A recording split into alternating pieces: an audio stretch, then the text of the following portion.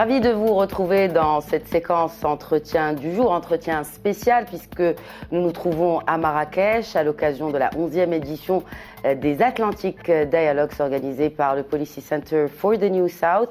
Donc 11e édition qui se tient autour d'un thème d'actualité, celui d'un monde face à des crises multiples. Quelles réponses apporter? Voilà ce qui est discuté par les éminents experts et hautes personnalités qui sont présentes ici à Marrakech. Nous profitons de leur présence pour leur poser quelques questions. Aujourd'hui, j'ai l'immense joie et un plaisir renouvelé d'accueillir le vice-président de la région, pour la région MENA à la Banque mondiale, Farid Belhaj. Merci de répondre à nos questions et c'est une joie de vous retrouver. Merci de m'inviter. Alors, d'abord, parlons des sujets qui sont discutés ici dans ces Atlantic Dialogues. Les impacts, les effets de cette crise, on sent qu'ils ne sont pas, on ne voit pas le bout du tunnel, comme on dit. Ils sont en train de, comme un effet boule de neige qui se répercute finalement sur les pays, notamment du Sud. Oui, écoutez, on parle de la situation actuelle comme une situation de crise multiple ou bien une situation de polycrise. Une crise avec un grand nombre de facettes. Et je préfère ce second concept en réalité parce que toutes ces crises dont on est en train de parler, que nous sommes en train de vivre aujourd'hui, sont intimement liées et ont des répercussions à travers le monde. L'une mène vers l'autre en réalité. Ce que nous avons vu avec Covid, par exemple, a amené à un quasi-arrêt de l'économie mondiale. Ce que nous avons vu avec la guerre sur l'Ukraine a engendré immédiatement une crise alimentaire à travers le monde, et notamment dans notre région, dans la région Moyen-Orient et Afrique du Nord. Ce que nous voyons aujourd'hui en termes climatiques, c'est une crise importante qui est là depuis très longtemps, à laquelle nous n'avons pas nécessairement prêté autant d'attention qu'on aurait voulu. Et aujourd'hui, elle vient s'ajouter à toutes ces crises que le monde est en train de subir. Donc en réalité, il y a cette espèce de vase coulissant, j'allais dire, entre toutes ces crises-là, et tout arrive à un moment où l'ordre mondial est lui-même en train d'être repensé, d'être revu. Une nouvelle ingénierie, peut-être, est en train de voir le jour. Je vous interromps sur cette question d'ordre mondial parce qu'aujourd'hui, cela a été discuté dans des panels, mais pas que dans cet événement ici aux Atlantic Dialogues. Partons un peu, on répète ce concept de nouvel ordre mondial. Qu'est-ce que c'est du prisme de la Banque mondiale, justement? Je suis curieuse d'avoir votre définition de ce nouvel ordre. Oui, en fait, quand on parle d'ordre mondial, on est en train de voir quelle est l'architecture qui pourrait le mieux appréhender toutes ces crises. Il y a le multilatéralisme, qui est en réalité ce que nous avons trouvé à ce jour de mieux. Parce qu'on ne peut pas avoir chaque pays approcher ces crises-là par lui-même. D'abord, il en serait incapable, ou en tout cas la plupart en seraient incapables. Et puis ensuite, ça provoquerait une multitude d'approches et de solutions qui risquent de ne pas s'agréger en quelque chose qui fasse du sens. Donc il y a là une nécessité pour un multilatéralisme intelligent. Un multilatéralisme à travers lequel chacun des acteurs, chacun des pays, chacun des groupes de pays peut trouver son compte.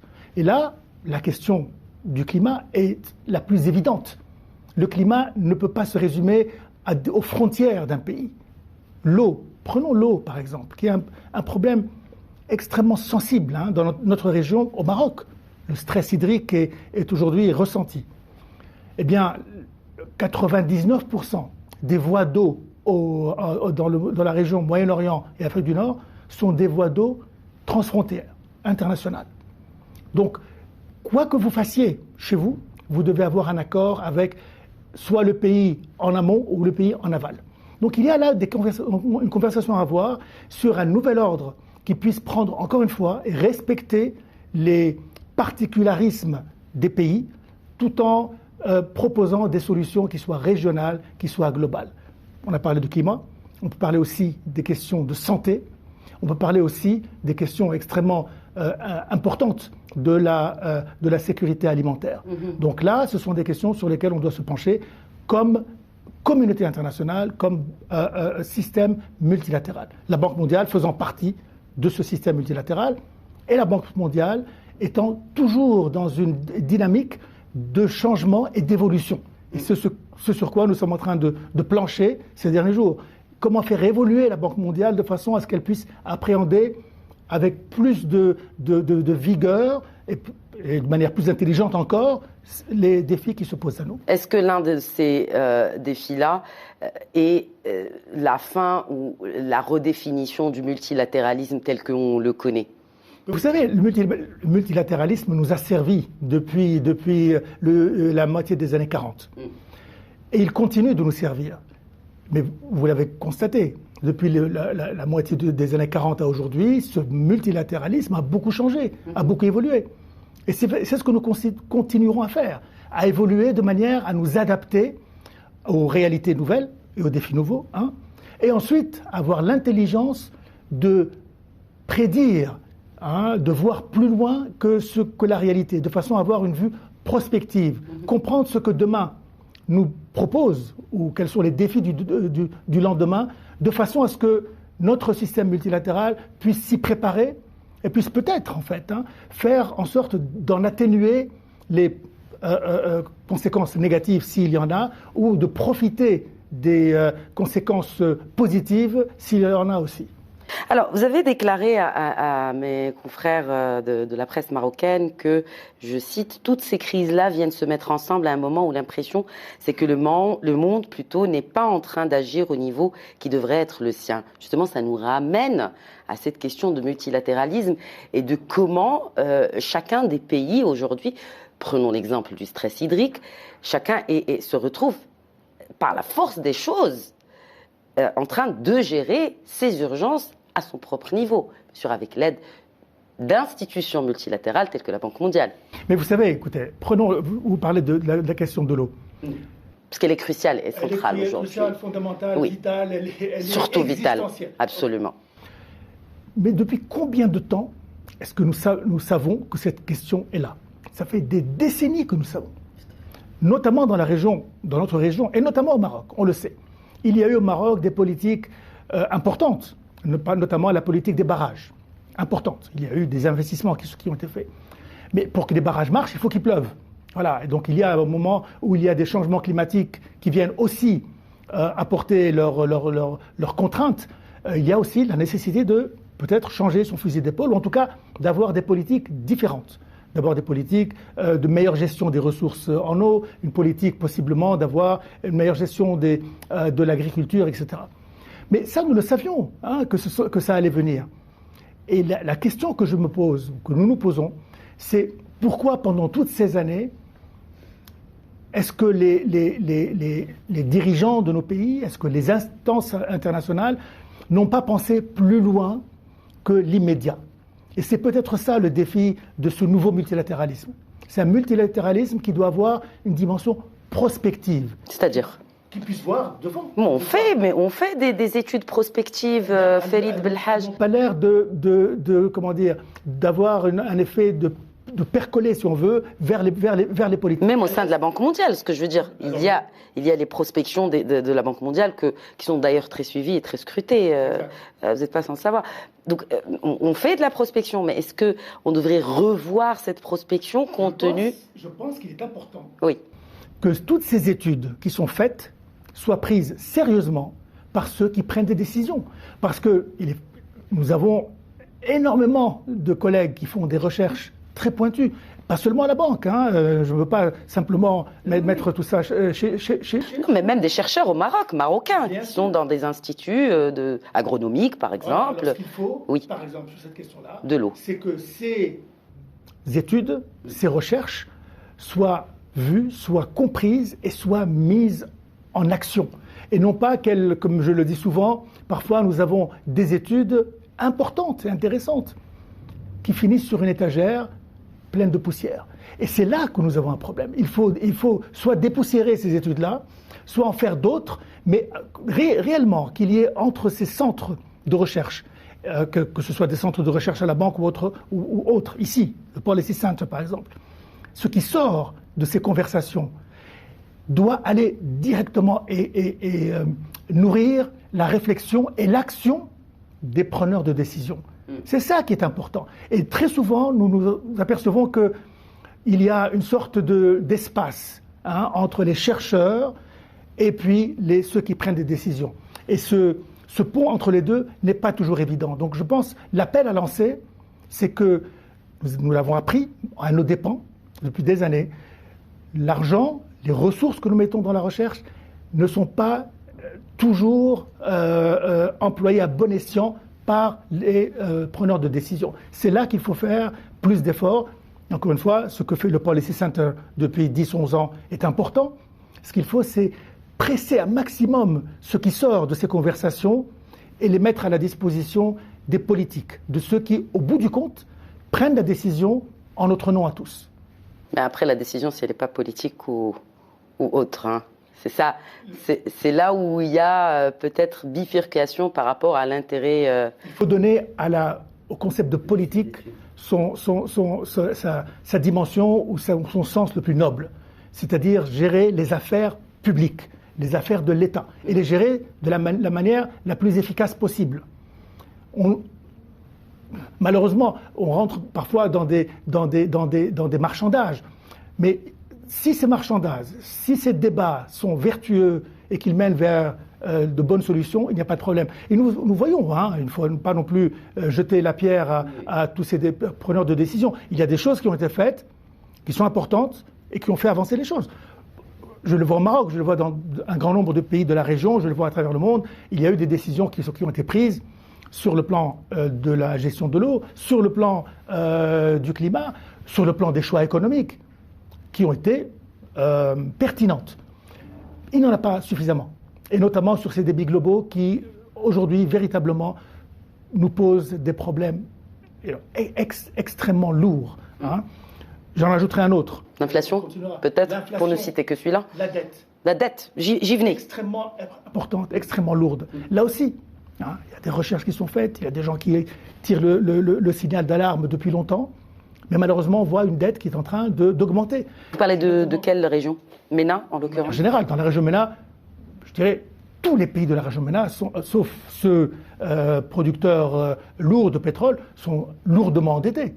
Vous avez des pays qui flirtent et qui vont même plus loin que 100% de leur revenu national brut. Donc il y a effectivement là un problème qui se pose, qui doit être géré là aussi, à la fois au plan national, parce qu'il y a là des politiques à prendre, mais aussi dans le cadre d'une plus large coopération avec, entre autres, les institutions financières internationales. Parlons de la dette justement, la dette du Maroc. Et tout particulièrement de la dette intérieure, est-ce qu'elle risque de poser problème dans les années à venir? Vous savez, toute dette a deux facettes. Il y a la bonne dette, si on veut, celle qui permet l'investissement, celle qui permet de faire tourner la machine. Et puis il y a la dette qui sert en fait à nourrir en réalité des dépenses qui sont des dépenses non productives, que ce soit au Maroc ou ailleurs d'ailleurs. Donc il y a là un travail à faire, et je sais qu'au niveau du ministère des Finances, il y a des choses importantes qui sont faites, des études qui sont faites, de façon à gérer cette tension. Ce que je vois d'une manière générale au Maroc, c'est que le pays, nonobstant la sécheresse, nonobstant Covid, c'est un pays qui a adopté des politiques pertinentes sur les dernières années. Il y a eu, et nous en avions parlé la fois dernière, il y a eu une croissance qui se trouvait à environ 1,5, 2, 3% pendant les 10 dernières années. C'est bien d'avoir de la croissance. Ce qui serait mieux, c'est que cette croissance soit une croissance qui d'abord dépasse de loin la croissance démographique, et en plus que ce soit une croissance qui réellement puisse être génératrice d'emplois. Aujourd'hui, le delta entre ce dont le Maroc a besoin, c'est-à-dire 5, 6, 7% de croissance annuelle, et là où le Maroc se trouve aujourd'hui, cette année, on a des projections de 1,5, 2%, ce delta est ce qui fera la différence au Maroc entre un pays qui avance, un pays qui croît, et un pays qui sera dans une situation économique, de progression lente au plan économique. Et c'est dommage, parce que c'est un pays qui a énormément de moyens qu'il y a des dirigeants qui voient les choses comme il faut les voir, mais il y a aussi encore dans ce pays ce qui est le problème de tous les pays dans notre région, le poids extrêmement lourd de l'État dans le processus économique. Les entreprises publiques lourdes, gérées de manière non optimale. Les autorisations que l'État donne que les entrepreneurs sont obligés d'aller chercher dans les services de l'État de façon à pouvoir aller et mettre en place leurs entreprises. C'est la bureaucratie que vous pointez du doigt, Farid Belhaj? C'est la bureaucratie qui est importante. C'est les marchés publics aussi, c'est l'accès aux marchés publics. Quand vous dites les grosses entreprises publiques, est-ce que c'est par rapport à l'accès aux marchés publics de la PME ou la toute petite entreprise marocaine? Non, je pense que les entreprises publiques, notamment celles qui agissent dans des secteurs concurrentiels, n'ont pas lieu d'être des entreprises publiques. Ces secteurs concurrentiels, par définition, devraient être concurrentiels. C'est-à-dire qu'on ne peut pas avoir un État régalien qui arbitre un domaine concurrentiel dans lequel lui-même est parti. Donc en réalité, ce qu'il faut, c'est que les entreprises qui agissent, publiques qui agissent dans des systèmes et dans des environnements où la concurrence est importante, où la concurrence est là, eh bien, il faut que ces entreprises publiques-là soit se retirent, soit ouvrent leur capital, soit se privatisent, de façon à ce que les autres entrepreneurs, ceux qui sont intéressés par le domaine en question, eh bien, qu'ils aient la possibilité. À quel domaine faites-vous référence? Franchement, à part les 2-3 domaines où il y a une question d'ordre public, tout le reste devrait être ouvert à la concurrence. Tout devrait être ouvert à la concurrence. Regardez les pays qui sont en train de faire le mieux. Vous avez tout. Vous avez l'aérien qui est ouvert à la concurrence. Vous avez un large secteur de l'énergie qui est ouvert à la concurrence. La génération d'énergie, par exemple. Mais l'aérien est déjà ouvert à la concurence. Très très bien. Je parle du Maroc. Du Maroc. Mais en fait, quand on voit à travers les autres pays, il n'y a pas de concurrence. Et de toute façon, il y a concurrence à concurrence. Donc en fait, il y a une concurrence qui est réelle, où en fait l'État met tout le monde sur le même niveau, et une concurrence qui est biaisée, parce que l'État a des avantages. Donc là aussi, il faut regarder les choses avec beaucoup d'abord de sang-froid, et puis franchement avec cette idée que le moteur de l'économie, quel qu'il soit, quelle soit, c'est le secteur privé. Et je vais vous donner un exemple, un chiffre que je n'arrête pas de mettre sur la table. Et je suis persuadé que je vous l'ai déjà indiqué. Si on continue avec la croissance démographique actuelle, en 2050, il y aura, dans la région Moyen-Orient et Afrique du Nord, c'est-à-dire entre le Maroc et l'Iran, il y aura plus de 300 millions de jeunes qui vont frapper à la porte du marché du travail. C'est-à-dire que cette région-là doit devoir créer 800 000 emplois nouveaux chaque mois, entre aujourd'hui et 2050. Est-ce qu'on voit cette dynamique se faire? On est loin de là. Parce qu'on sait d'abord deux choses. D'abord que ces emplois-là ne seront pas créés par le secteur public. Il n'en a ni les moyens, ni la capacité, ni franchement le mandat. Et donc, c'est le secteur privé qui va devoir absorber cette force de travail, qui est une force importante, qui peut changer la région. Eh bien, ce secteur privé-là, aujourd'hui, dans un grand nombre de pays dans notre région, eh bien, est contraint. Il n'a pas suffisamment d'espace pour s'exprimer. Ces jeunes dont je parlais tout à l'heure doivent avoir la possibilité de voir leur créativité. Ce qui vient avec leur éducation, ce qui vient avec leur jeunesse, leur énergie, doit être mis à contribution pour que cette économie bouge. Quand on voit les économies qui ont marché le plus vite, ce sont les économies où cette créativité, cette jeunesse a été capable de s'exprimer. Et bien, c'est ce qu'on doit faire dans les pays de notre région, c'est ce que le Maroc doit faire plus encore, de façon à ce que demain, nous nous retrouvions dans une situation où le Maroc devienne exportateur d'idées et de nouvelles créations, et non pas simplement imitateur de ce qui se passe ailleurs.